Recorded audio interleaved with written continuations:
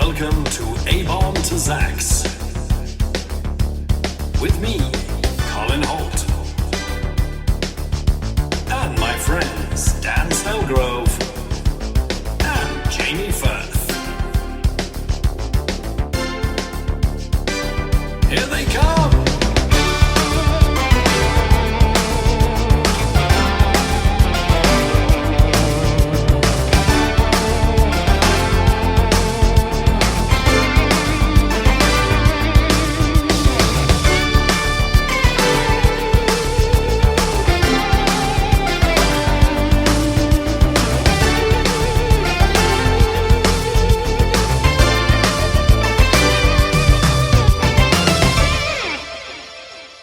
Hello, everyone. Welcome to abombtozzzax, my favorite Marvel character, where we go through every single Marvel character from A-Bomb, the most famous Marvel character of all, to Zzzax, probably the second most famous Marvel character of all. We're doing every single one from A to Z, and occasionally we're jumping around to try and get some more listeners. For example, we did Magneto when X-Men 97 came out. My name is Colin Holt. Today we are discussing Abigail Brand. We've got that far already. Or, as I discovered, her actual name, this is a bit of a spoiler, Abigail Thariaguiaxus. Thariaguiaxus. Greek. How you say it. I think that's how you say it. So, Abigail Brand. I'm Colin Holt, as I say, and like Abigail Brand, I often find myself absolutely pulling my hair out, trying to deal with my half-brother's stupid idiot mistakes. He's a furry, kangaroo-looking man who really does man nutting. And joining me today, hairy, gorgeous, refined, and sounds cleverer than he possibly is. Like Hank McCoy, the Beast, it's Jamie Firth. Hello, Jamie. Oh, I was thinking that was going for Snellgus. So did you really? I had no doubt. Very Not good. sure why I said possibly less intelligent than he sounds. I think you are as intelligent as you sound. I don't know. I can still, Jamie. I'm still trying to decide whether you are actually as brainy as you sound, or you're just sort of getting away with it. Okay. We'll never know. Spoilers from me. No spoilers there. And finally, What you got, Colin? What you got? finally, he likes to wear a huge metal nose guard across his hideous, hairless face. Like Ord the alien. It's the wonderful Snellgazo Guinness, a.k.a. Dan Snellgrove. Hi, everybody. Not sure about that one. I have hair on my face, just not on my head. He does have a lot of hair on his face, and you do. I'd like to see you with a sexy nose guard. It is a bit Next sexy. time. Okay, before we even go into these comics, I do not like Ord the Alien. I like Dan Snellgrove a lot, but I do not like Ord the Alien. I don't like his nose guard. I don't understand what's happening with his face, and I don't want to. Okay, I'm just gonna throw that out there. So we're talking about Abigail Brand. Now, up top, little new section I want to throw in, which I said to Dan, Marvel News. Marvel News. We're not a news podcast, but why not throw in some Marvel News? Last week we were talking about the wonderful Agatha Harkness, and she's got a series coming out. Jamie, did you see this? I did. I got rather excited and rushed to view the trailer, and then found out it was like a 14-second logo reveal with the date, but no actual footage. We discussed what the name of Agatha Harkness's show was going to be, because I think it was called Coven of Chaos, and then it was called Book of Secrets or some shit. And I'm afraid I'm not happy with this. Did you see what it's called?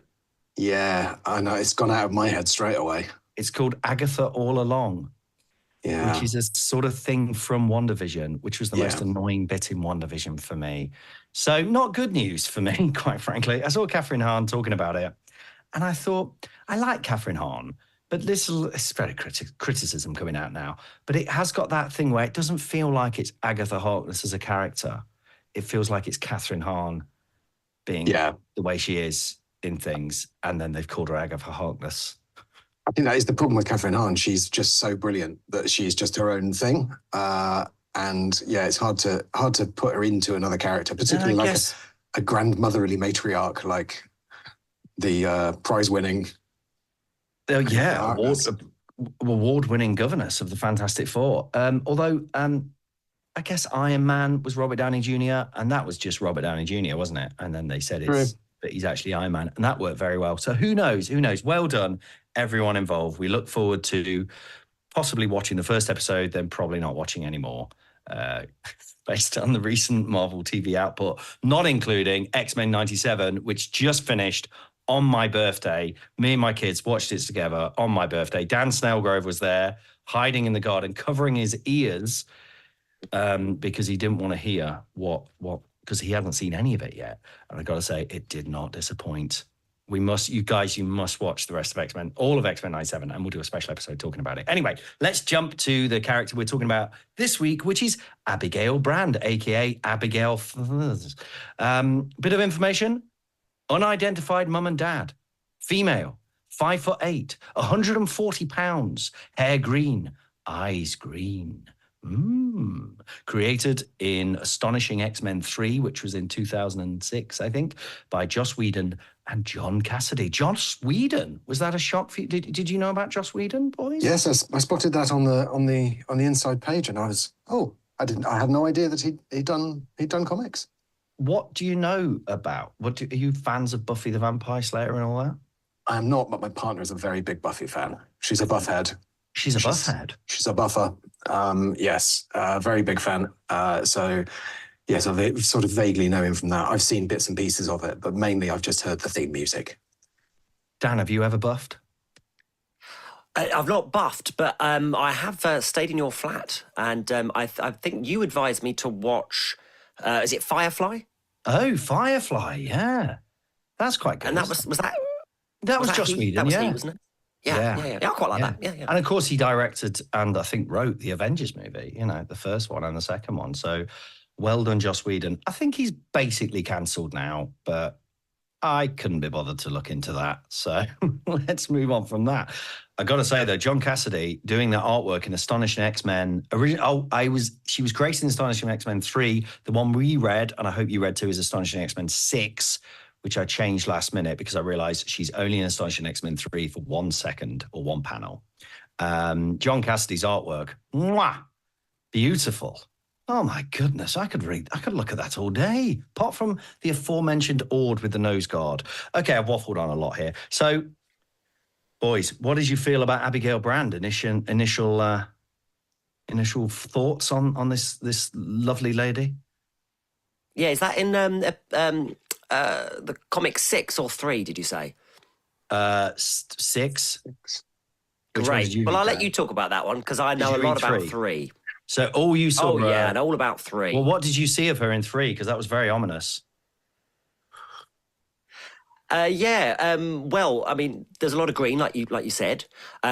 She was just this sort of figure in the back who was referred to.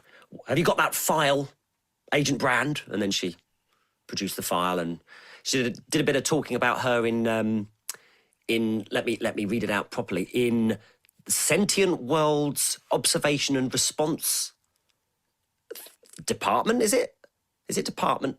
But basically SWORD, sword.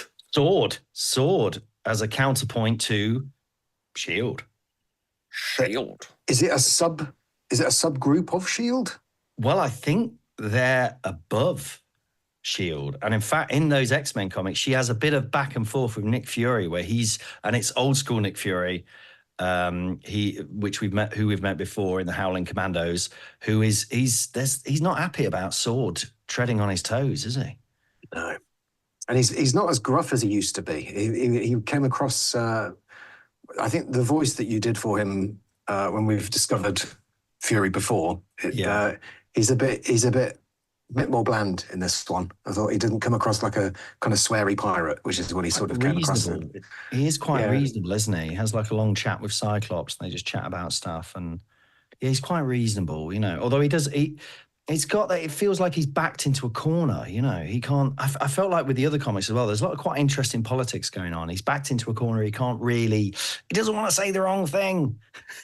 He's always concerned about his jurisdiction. There's always people questioning presumably because no one understands how all of these organizations fit together. Yeah. It's like, oh, am I in charge? Yeah, they're just all asking each other if they're in charge. One thing I wrote later is that there is a sense, especially in the sword ones, that, obviously superheroes is a power fantasy. If I could be strong and faster and fly and all these things, whereas these are like really good at admin and management. At one point in the next comic, Abigail Brand says, I have 45,000 things to do before then. And which very ADHD and did make me think about every day of my life, today included, where I did a little plan of today and I put in 45,000 things. And I've done one of them, which was have a coffee. So she struggles, I imagine. But it does feel like a lot of their power, their coolness, is just that they're quite good at... they're just quite good at admin and do you know what I mean, sorting stuff out and planning, which doesn't, I don't know, it's not quite as cool, is it, as running really fast? I don't know. Which one of us who's got an Excel license? Because we can't, who's got the Microsoft project license? They're right, you're in charge. Yeah. Well, somebody's got to do that, haven't they? You can't all be the zappy, fly, invisible. Someone's just got to get down and have Excel formula skills. But do they have to be incredibly good at it? Do you know what I mean? They're ridiculously good at it. And also just this element, well, you can't be doing all that though, can you, mate? You can't be doing all that. There's another story, Nick Fury story later on, where it turns out he's also does space stuff, but he's like the man on the wall who defends us against these alien races all the time. And it genuinely stresses me out. When I read that because I thought, well, you don't have time. I know you haven't got time. But then I think about the world politics. I think all the crazy stuff that's going on. A lot of people must be like, well, I'm just going to pretend I'm going to do all those things. Is that what happens? I don't know. Anyway, well, I feel like I'm making this very boring now. This is what Abigail Brand says when they ask her what sword is. She says, look, S.H.I.E.L.D. have got a lot on their plate, so we deal with all the extraterrestrial stuff. So that kind of feeds into that. And when she said that, when that was written, I was like, oh, it's like, Men in Black, apart from it's a woman in green. But yeah, so they do extraterrestrial stuff for S.H.I.E.L.D. Sword deal with all this alien stuff that's going on. It's kind of diplomatic, all the different alien races that are constantly, which I like that idea, because you have all these, we're now in the 2000s, obviously we have all these aliens popping up in the 60s fighting the Fantastic Four. Cut to so many years later, there's going to have to be a lot of admin and bureaucracy around that, which is fun, I think. But what did you think of the Astonishing X-Men #6, Jamie? What was your take on that? Beautifully drawn comic book. I thought it was beautifully drawn. I really liked it, and I liked the Beast angle. I liked his kind of this is the cure, right? Yeah. So that angle is all really good. I love the idea of the serum, and I thought, oh, hang on, I think I've seen that this is the basis of one of the X-Men movies. I don't know which one. The third one that's not very good. But it's a good idea. Like the sort of the underlying politics of it is all very interesting. But there's a mutant cure basically where you can take an injection and suddenly you don't have to be a mutant anymore. Which obviously, if you know the X-Men, the whole point is that they're mutants. And if you read episode, I did read issue 3 as well, and there's a wonderful fight, Dan, isn't there, between Beast and Wolverine? Oh, that's exciting. Because that's did you see that bit? Sorry, or I don't think I did. I saw. Oh my God. I don't think it's in that one. The fight that I really liked in that one is that they're talking, and Abigail Brand is explaining sword and stuff, and it's as if the comic universe said, okay, enough talking, let's have a fight. Right. And then the wall blasts in and this big man comes running in, where's the serum?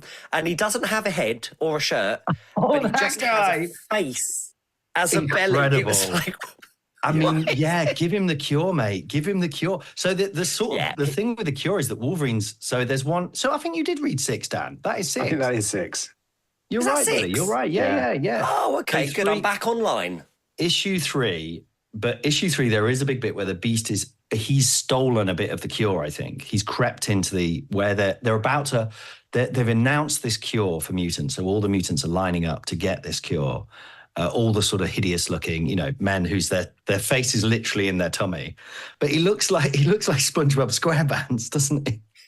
Give me the cure. I can't live like this anymore. I mean, do you looked like take a it? blob. Do you take it orally? In which case, mate, where's it going? I mean, how do we get this cure? Oh, that's a good point. Because how does his throat connect to his stomach? Where's his stomach? Directly, I guess. Is he even named? He's not even named, is he? He doesn't even I get don't a think name. he's appeared again. But I appreciate that. It was very 2000 AD. I like it when you see the mutants, they look absolutely insane. And they're just like, but is the whole mutant thing, is it meant to be an evolutionary leap forward? In which case, evolution is, I know evolution isn't a living force, we don't think, as in it's not a sentient, but it's, my understanding of evolution is it's sort of testing things to see if this will make the species last longer. So evolution has sort of gone, what if it's SpongeBob SquarePants? Maybe that's what humanity needs to go to the next stage. What if that is the next stage of humanity? It's just a big block with arms and legs. Beautiful. It's a beautiful moment. Anyway, we're waffling. So, so this cure thing, Beast is going to use the cure. And there's a great bit, and I keep thinking of Robert Smith every time I say the cure, obviously. My favorite Robert Smith moment from the cure is when he went onto the Music Hall of Fame and a woman on the red carpet went, Robert, oh my God, she went, are you as excited as I am that you're going to be on the Music Hall of Fame? And he goes, well, clearly not. Which I thought was beautiful. It's a beautiful moment. Anyway, so the Beast wants to take this cure because and at this point, he's evolved or possibly devolved into a cat beast. Did you notice that? Yeah. That must have thrown you a bit. Yeah. Weird. We'll come back I thought when we get to Beast. Okay, I thought they were just sort of beefing up his beastiness to make us sympathise a bit more with the fact that he wanted to, he's really thinking about taking the cure. I mean, calling it the cure's, that's a problematic term, I think. Because that labels it as we are making something better that was worse, rather than saying we can give you now have the choice to be either, to continue with your mutant journey or to not. And so in that way, I think it could, a positive light could have been shone on it.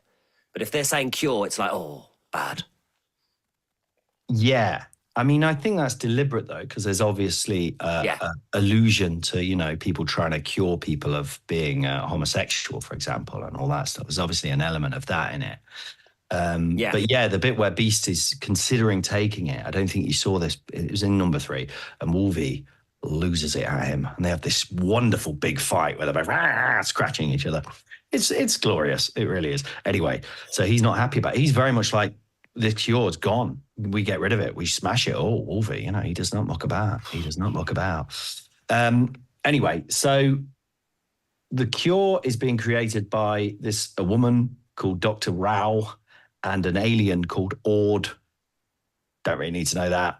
Abigail Brand there's just a taste of Abigail, really, isn't there, in this? She's just a suggestion of this bigger Marvel universe we don't know about. Very interesting. But we get a glimmer into her personality, though, because poor old Colossus has been, he's been locked away. Well, was he resurrected first? Okay, and then tortured? In the comics, a few years previous to this, Colossus had died. Obviously, they come back a lot, and that was a very sad moment.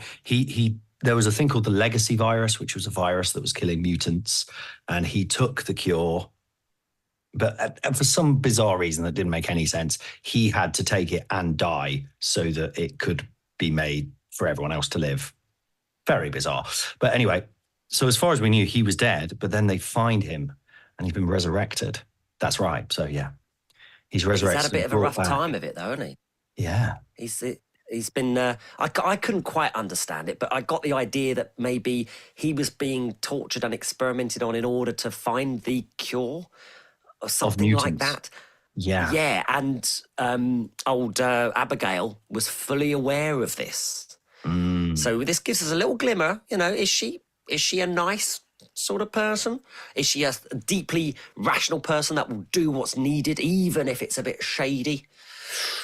Well, the elements of that sort of 24 thing that was going on at the time in culture. Right, yes.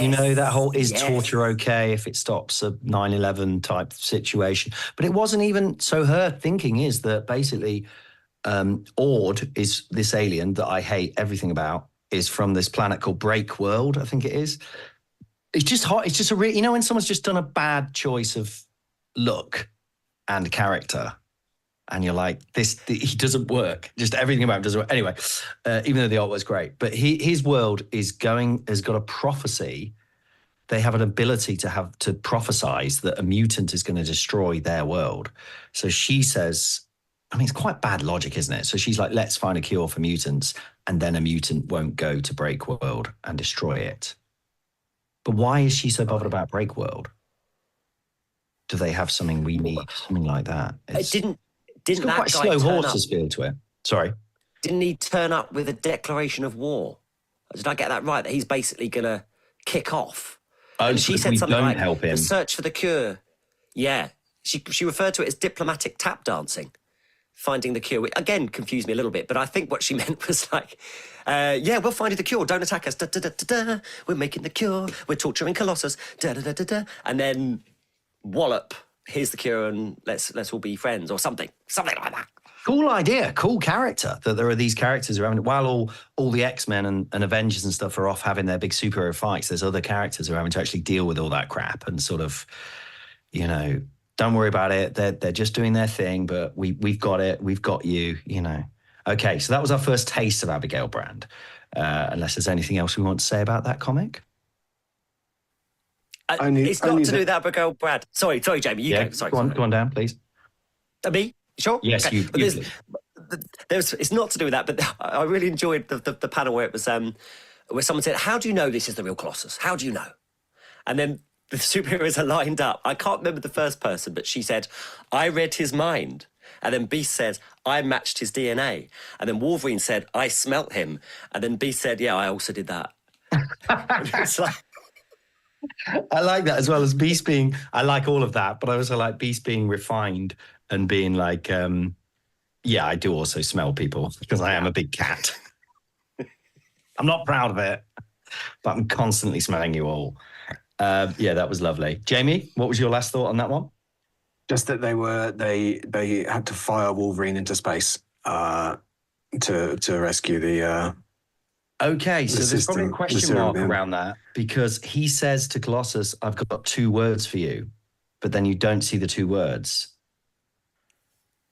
Daniel was wondering about that. Jamie doesn't remember any of that, but the words are fastball special. Fastball special. and that's referred to later on. Is it referred to later? Oh, so the idea is Yes. a fastball special is when Colossus picks up Wolverine and throws him at a baddie. And so Ord is escaping in this spaceship with the cure, so he picks up Wolverine and throws him at it, and Wolverine stabs his claws in, breaks in, and blah, blah, blah.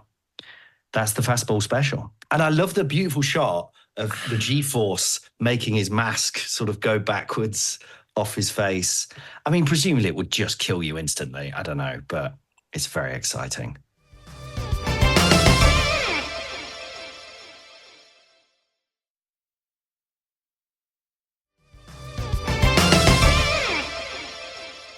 Nice bit of Wolvie Colossus action there. Okay, then we jump forward to 2009. Every week on this, by the way, if you don't know, I pick 3 comics, or 6 if it's a big character, but this is a 3 character. One in the beginning, 1 more in the middle, and 1 more recently. And this one is from Sword. Now, this is a mini-series of Sword, based around Sword, the Sentient Worlds Observation Research and Development or something, R&D, which came out in 2009. This is written by Kieran Gillen and drawn by Stephen Sanders. I loved this artwork. Again, very different, but kind of kooky, quite fun, quite comedy. It's quite kind of wacky, isn't it? It's quite slapstick almost in a way. It's a funny comic. Oh, it's lovely. It's like a workplace sitcom, but on Sword. So they've sort of done away with trying to make Sword cool and mysterious and X-Files-y, and instead they've made it just like The Office or something, and it's like really stressful, and you've got to deal with really irritating people and aliens, and some people are really... My favourite bit is there's a dragon called Lockheed, who I don't know if you've come across him before, but he likes getting absolutely hammered, in one of the shots, and it shows you what someone's shout. One of the people that works there is going, someone take a pic. He's so funny when he drinks. And I just thought that was a sweet little moment that you would take photos of aliens doing stupid things if you worked on the sword. Oh, they have like an orbital platform, which is shaped like a giant sword hanging over the planet Earth, which is very dangerous. And that comes, well, we find out a while later.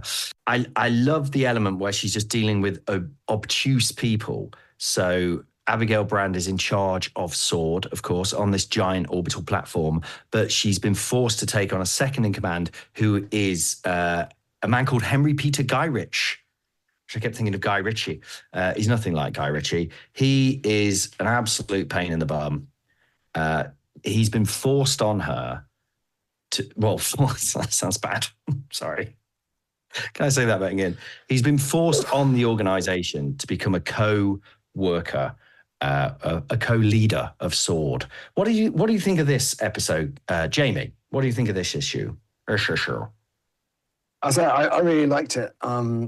I love Beast. Beast, I think, is a delightful fop in this. A bit of a sap, and I kind of like him like that. And he's very cat-like again, although more like maybe sort of more like a goat or a wolf. He's got a sort of long, elongated chin that was very different from the previous. A bit like a sort of fairy tale drawings, isn't it? It's quite fairy tale like. Yeah, it's a bit like Red Riding Hood wolf type. There's a lot of fun comedy in here. It turns out Abigail Brand's got a half brother called Lothi, who looks a lot like the character from Tank Girl, I thought. At one point she says, I can't remember why, but she says, if you don't do what I say or something, I'm going to turn you into Professor X's Christmas wig. I thought that was a lovely little thing to say. Yeah. There's a lot of fun in it. I feel like Henry Peter Gyrich as well is a good nemesis because it made me think, just to get political again, made me think of Brexit, America First, all that stuff, because she's trying to be the progressive, helping the aliens, dealing with the aliens, bringing the aliens involved and all this stuff. And Guy Ritchie is very much, he talks about what about Earth's needs. And he's very much like, we don't need aliens, get rid of the aliens. In fact, there's a shot where you just see all the aliens on Earth. One of which is just a plant pot with an eye, which I really like that. That one jumped at me as well. Plant pot with an eye. And I think he says he wants to get rid of them all. We need to send them all back home. So I think when this was being written, it was 2009. So it was actually before all sort of 2016, which is when all that stuff really kicked off, isn't it? But I guess a lot of that stuff was already happening in culture, this sort of like America First, send them back type thing. I think Nick Griffin was on Question Time in 2009. I think it was around about that time. So that was kind of the beginning of it. Do you think that was it? That was the beginning? This is a direct so. response to Nick Griffin on Question Time. This comment. There's a moment early on where they say there's been an MSS, and he says a mysterious, spooky signal, and it's like, oh, that really sets the tone. I know what this comic's going to be about. So much fun, and she's got so much on her plate, and she's just trying to deal with all these bloody aliens everywhere. And Guy Ritchie's just a weasel. He's just like he's a nasty piece of work. And I love that she says, I think she said, you're Norman Osborn's like promotion. He put you in here. She says, I'm amazed that they could break the vacuum-like seal of your lips on Norman Osborn's butt. The use of the word butt just wins it for me. Vacuum-like seal on someone else's butt. Me and my friend Dave used to do a little character called the Limpet, which was just a man who attached himself to you. Every now and again when we were bored, I'd just attach myself to Dave, to his arm with my lips. Anyway, that's what it made me think of, the Limpet. He's great. And I love that he's got those glasses where you can't see his eyes. He's just an absolute horrible nerd. He represents hideous bureaucracy, but also like very much backwards looking kind of, we don't want any of your fancy new culture ideas and stuff. It feels very ahead of its time, I thought, very ahead of its time. Dan, any thoughts on this one? Dan? Yeah, well, my thoughts are that I've done you all a solid here, and I've read a different comic. Can you hear me? Yes, we can. Yeah. Sadly, yes. The nation has heard your confession. Yeah, It's great. so annoying. It's so annoying. I need to send Yes. you guys photos of it because it's so annoying on the comics that it's like they keep restarting the series. So there's like, it's not Sword from then, it's Sword from here. It's not Sword from there. So which one did you read, Dan? Was it from this series? Oh, I'm trying to work out which one I've read, but what I can tell you about it, it is obviously the first of a Sword cycle. Okay. She's now got short hair rather than long hair. And Oh. she's far more like neon coloured rather than like the sort of the dull colour of the previous I read. Yeah, it's far brighter. And it starts off, it's an ominous start. It says, "This is what comes next, Abigail Brand." And then it breaks down the space station hierarchy with its departments. Okay. It's got Magneto as a council rep. And then it's got the technology department, in which they've got someone called WizKid. That made sense. In Okay. teleportation, they've got people called Blink, Gateway, and Vanisher. That seemed to make sense. In diplomacy, they had someone called Frenzy, which I thought, oh dear, that might be a mistake. Frenzy. Yeah. And then in observation, they've got a bald guy with a creepy smile known as Peeper. Peeper. Lovely There's Peeper. your character. There's your character. There you go. There's your MCU role, Dan. Peeper. Definitely more Peeper than Ord. Yeah, so you read the first part. Yeah. We're going to read number 11, which is basically the last one of those. Did you read that as well? Yeah? Did you read number 11? Let's find out. Yeah. I think so. Okay. But As you soon as you also start read, talking about it, I'll find out. you also read number 1. That's fine. Let's not worry about that one. Well, to finish off the office type Sword. So basically there's a mini series of Sword, and then years later there's a whole series of Sword, which Dan read the first one of. It's very confusing and very annoying. I wish Marvel would just have one comic and keep, not one comic, but one version of each one. Anyway, what was very exciting for me in the one you didn't read, Dan, is a character called Death's Head appears. Did you notice this guy, Death's Head, Jamie? He's a big robot bounty hunter. The big robot bounty hunter, yes. I nerdily punched the air in the little cafe I was reading it in because Def said it is from Marvel UK. So back in the early 90s, basically, when I was first reading these comics, Marvel UK originally just used to reprint old Marvel stuff. And then they had an era where they did their own comics, which were Marvel-y, but also very 2000 AD-like and British. And Def said is this brilliant character who's just a big, stupid robot who hunts people. But he sort of, I think, talks with a sort of German accent. And he says, yes, after everything. So he says, I'm here for prisoner, yes? Which is a brilliant touch. I love a main character who says yes at the end of every sentence, more or less. And he's pretty scary, pretty devastating. He's pretty powerful and pretty frightening, but very cool. I loved all of this comic. And I another little line I wrote down is where they're talking about blueberry muffins. And she says, I've got no time for muffins. And Beast goes, but I'm your blueberry muffin. Yes. Oh. We love Hank. We love Hank so much. And I'm really sorry to say that when we get to Beast, you're going to be in for a hideous heel turn at some point in Beast. No. You're going to cry. You're both going to cry. I'm still crying about it every day. It is going to upset you, disgust you. Anyway, well, Dan, I'm afraid we don't have time to hear about your one, really. But it might explain Sword number 11. So then we jump forward again to very recently, I think last year or the year before, Sword, the more recent series, number 11, written by Al Ewing with Jacopo Camagni doing the artwork. Again, a great artist, the least good of the three, I think, but still great. What do you think of this one, guys? Did this make any sense to you? We're in the Krakoa era, which I've dipped your toes into already, the X-Men Red era, where Storm has colonized Mars, which is quite a sentence. Did any of this? Gosh, yeah. There's again, this is one of those ones where it's like, okay, I'm gonna have to let a lot of these words wash over me and just try and focus on brand here. So yeah, all the Krakoa stuff, I didn't know. I know Storm was there and she was like blasting a load of clones. There were like 5 clones, or like a set of 5 clones that could keep being remade, and they were like trying to invade, and she like crushed them with the weather, with like air pressure. Yeah, she says something like, well, weather is basically air pressure, so I'll just use air pressure and just sort of. But then she also says they'll be all right. If they get to the hospital, they'll be all right. Because most of the aliens at this point are like brains in jars, like for heads. So the air pressure cracks all of their domes. Oh, okay. So they're like, no, and have to run to safety. Yeah, so I feel I should tell you I'm excited to send you the proper Krakoa when Krakoa really kicks off. It's my favorite thing, as I think I've mentioned.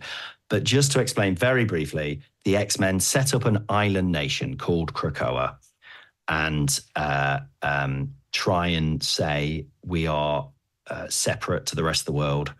Not separate, but we have our own nation. We're not going to play by your rules anymore. All the goodies and baddies all live on this island, and it's basically mutants against the rest of the world. And then at some point they colonize Mars. That's sort of all you need to know, I suppose. So the first time we see Abigail Brand, she's tiny. She's a tiny Abigail Brand whispering into someone's ear. That was cute. Don't know why she's tiny or how, but she is. But we enjoyed this one, Dan. There were plots within plots because WizKid was an agent, not a double agent, a triple agent. Oh gosh, and I didn't really know what he was doing, but he was tricksy, and he was. Was he working for this guy that you said? Because the guy that you said, Guy Ritchie, because he wasn't working for Guy I read. Right. So I didn't know who he was, but I knew he was like. Looking like he was working for him, and was he to do with bringing down the sword vessel? Yeah, bringing it crashing down, and they were like, we thought it was going to crash into the sea. No, it's going to hit Australia. Yeah, we're going to wipe out Australia. I don't know if Americans know where that is, but joke. Sorry, listeners, American listeners. That's very possible. Yeah, but then it turns out actually he wasn't doing that. He was actually downloading all the data or something, and then said, with this data, I'm going to get you in trouble. So then the guy tries to make a run for it off the ship, only to be confronted by Abigail Brand herself. The lady herself. And she's done a bit of this is no longer the fun office sitcom type style, is it? She has turned pretty vicious, showing her true green colours. What happens, Dan? Talk us through what happens there. Well, for me, this is where, because we had the little hint at the sort of person she was in the first comic. Yeah. You guys went on a happy journey with her. My comic, she wasn't cracking jokes or anything. But now, she has revealed that whatever plots are happening within plots that I didn't understand, she was at the centre of it, pulling the strings, and she had this plan, and she didn't seem to care much for something like, for things like Krakoa. She said that's pretty much just a means to an end, to whatever her end is. Basically, she's a Machiavelli. Yeah, and it was Abigail all along. It was Abigail all along, but a different Abigail. Oh, no, that was Agatha. It was Abigail all along, born and raised on Axus, an alien planet. And she reveals that basically she's essentially got more loyalty to aliens than mutants. So Guy Ritchie, by this point, he's revealed his true colours and just gone full sort of anti-mutant. He's gone full. It made me think of a bit, those kind of Nigel Farage types and stuff, or those sort of Tory MPs where they're part of a sort of, they're sort of right-wing people and they're part of a thing trying to get elected, and then they don't get elected, whatever, and then quite quickly they become talk show hosts and stuff like that, and they've just gone all in. Do you know what I mean? They've had a little bit of a hint of, actually, maybe I've got some quite horrible views. And then they're just full on, I'm a monster. I'm going to blow up Australia, like Nigel Farage famously said. So he's willing, because Guy Ritchie hates the mutants so much, and he hates the idea of Krakoa, the idea of them having their own land, so bad to him that he's going to blow up Australia and say the mutants did it. It's quite an extreme thing to do, isn't it? But Abigail... And then reveals to him quite a villain. She's basically a villain at the end there. Reveals to him her whole plan. and then pushes him out of an airlock. We have a last shot of Gyrick with his eyeballs exploding. Yeah, floating out into space. She's badass in this one. She's very dry. I mean, this is why she's got short hair. She's all business now. There's none of the joking around of the previous series. This is all business, and she's going to break the rules if it means that if she has to, if it's for the best. So yeah, Gyrick's got to go. She sort of resents the mutants as well. She says they don't even know my real name. You know, I like this idea because it's like, you know, when you're part of I guess coming from a certain background or a certain social group or whatever, and there's an expectation, you go along with what you're meant to. And she's gone, no, I'm not interested in any of that stuff. I don't want to be one of your mutant sort of cheerleaders, if you will. It's probably not that the mutants don't know her name, it's that they can't pronounce it. They can't pronounce or spell it. They're just thinking, hey, buddy. Try again. It's Tharak. Hang on, I've got it here. It is Abigail. It's just Abigail. That's easy.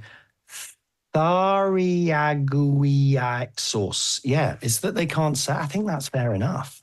It's impossible to say.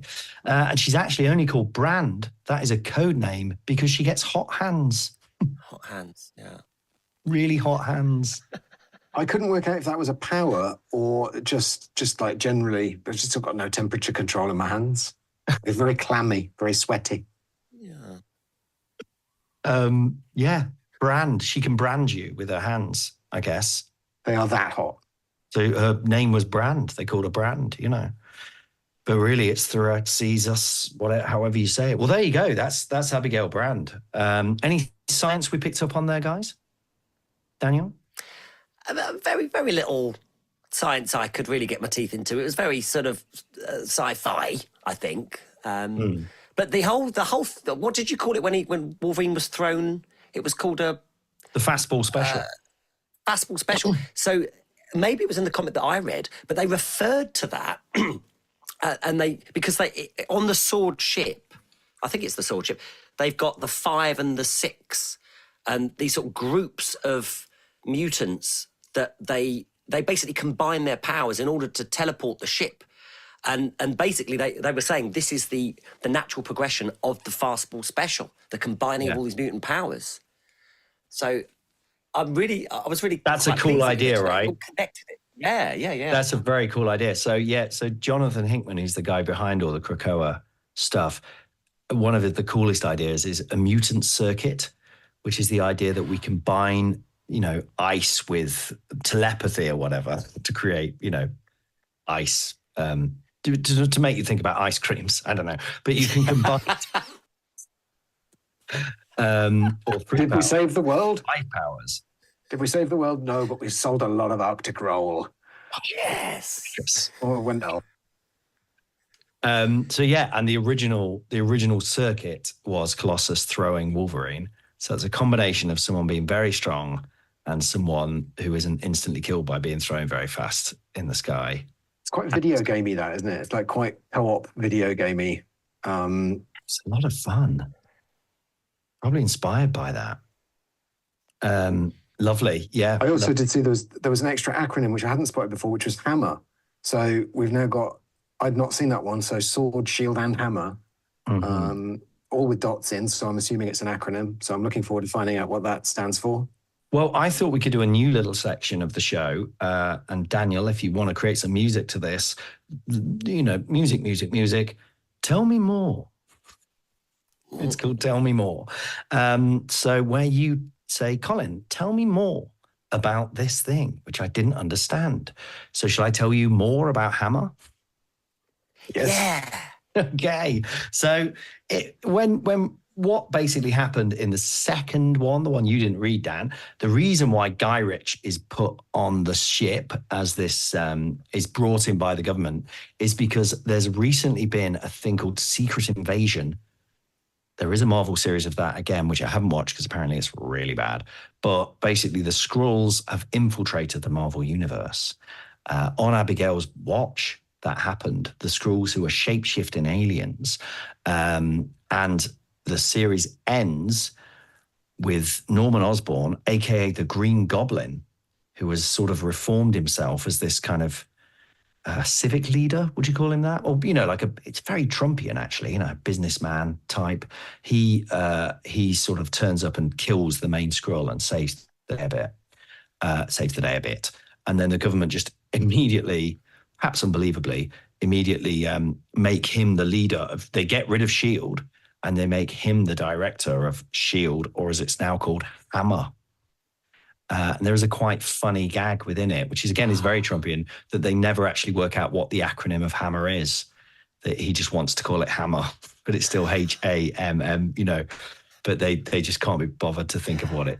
Do you know what I mean? Which again is it's great. It's a great bit of political stuff going on there. So there you go. Abigail Brand. What ratings do we want to give her? Do we think?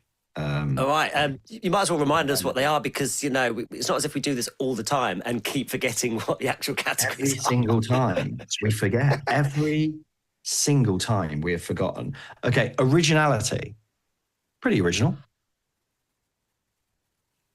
7. Okay. The original because she's an alien? I mean, like she's the boss of something. She gets hot hands. It is a bit Men in Black, as you say. It's not that original, isn't it? Should we say 6? I'm taking it down to 6.